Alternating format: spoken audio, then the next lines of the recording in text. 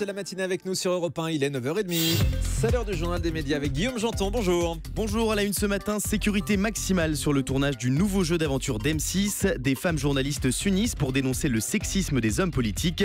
Et enfin, s'il était à la place d'ITélé, le directeur de BFM TV n'aurait pas viré Éric Zemmour. On commence avec M6 qui a exigé la sécurité maximale sur le tournage de son nouveau jeu d'aventure suite au drame de Dropt. Après The Island qui sera diffusé le 19 mai prochain, M6 va lancer prochainement Qui est la taupe, un nouveau jeu d'aventure présenté par Stéphane Rothenberg.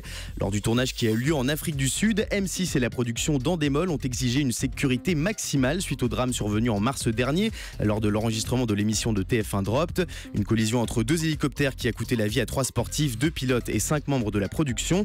Parmi les mesures prises pour le tournage d'M6, le recrutement de plusieurs experts en sécurité pour les épreuves les plus extrêmes, mais aussi l'annulation de certaines prises de vue en hélicoptère. Le tournage de Qui est la taupe s'est terminé le 27 avril dernier et le programme devrait arriver en prime sur M6 dans les semaines à venir. Information révélée par Télé Loisirs. Mimi Mati décorée de la Légion d'honneur. L'héroïne de Joséphine Ange Gardien sur TF1 a reçu hier la plus haute distinction honorifique française qui lui a été remise par son amie de toujours Line Renaud. En 2013, Mimi Mati avait déjà reçu les insignes de chevalier de l'Ordre national du mérite. Des femmes journalistes s'unissent pour dénoncer le sexisme des hommes politiques. À la une du journal Libération d'aujourd'hui, ces 3 mots, bas les pattes, c'est le titre d'une tribune dans laquelle 40 femmes journalistes, tous médias confondus, dénoncent le sexisme et le machisme des hommes politiques. Dans ce texte, elles expliquent subir au quotidien le comportement déplacé des hommes de pouvoir, allant de regards insistants jusqu'au harcèlement sexuel. Les 40 journalistes regrettent d'avoir à publier ce texte en 2015, 4 ans après l'affaire DSK. Plusieurs femmes politiques ont salué cette initiative sur leur compte Twitter, à l'image de Delphine Bateau ou encore Cécile Duflot.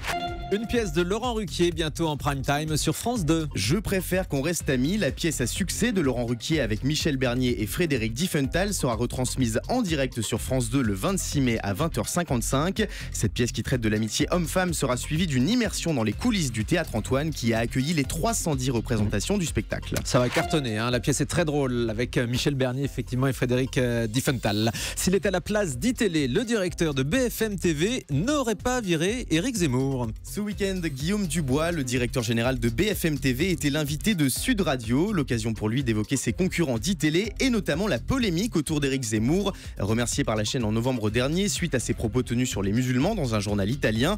Une décision que le directeur de BFM a du mal à comprendre. Écoutez.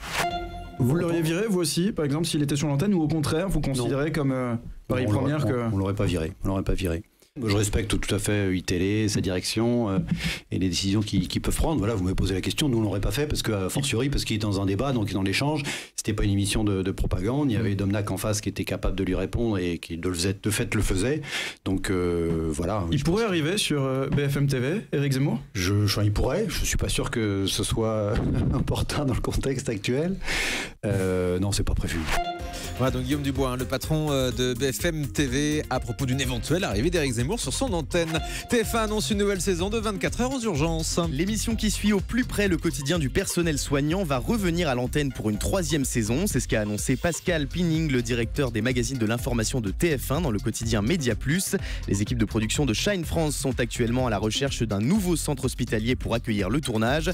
Rappelons que pour réaliser un numéro de 24 heures aux urgences, l'émission déploie des moyens colossaux avec pas moins de 70 caméras. Un chroniqueur de Cyril Hanouna sur D8 va avoir son émission à lui tout seul en prime time. Exactement, après Jean-Luc Lemoyne, Camille Combal, Valérie Benaïm ou encore Enora Malagré, c'est au tour du jeune Bertrand Chameroy d'avoir sa propre émission en prime sur D8 et ce sera le 28 mai prochain. Le chroniqueur révélé il y a 3 ans dans Morandini sur Direct 8 présentera une déclinaison du journal de Bertrand Chameroy, sa chronique quotidienne dans Touche pas à mon poste. Au programme, le meilleur de ses montages humoristiques qui n'épargnent pas les politiques, mais aussi de nombreuses séquences inédites. Bertrand Chameroy ne sera pas seul dans cette émission puisque ses cibles favorites seront présentes en plateau et elles pourront réagir pour la première fois à ces images. Et toujours à propos de Touche pas à mon poste, cette fois-ci une chroniqueuse ne souhaite plus participer à l'émission. Il s'agit de la sublime brésilienne Gisèle Soares, nouvelle recrue de Touche pas à mon poste cette saison. Il faut remonter au 14 novembre dernier pour trouver le dernier passage de Gisèle Soares dans TPMP. Elle révèle au site de Télé Loisirs qu'elle ne compte pas revenir dans le talk show de Cyril Hanouna pour le moment puisqu'elle préfère se consacrer à une nouvelle émission produite par Thierry Ardisson et diffusée sur internet qui s'intitulera Que Beleza, qui veut dire en portugais Quelle beauté! Ouais, c'est écrit sur mes fiches en même temps.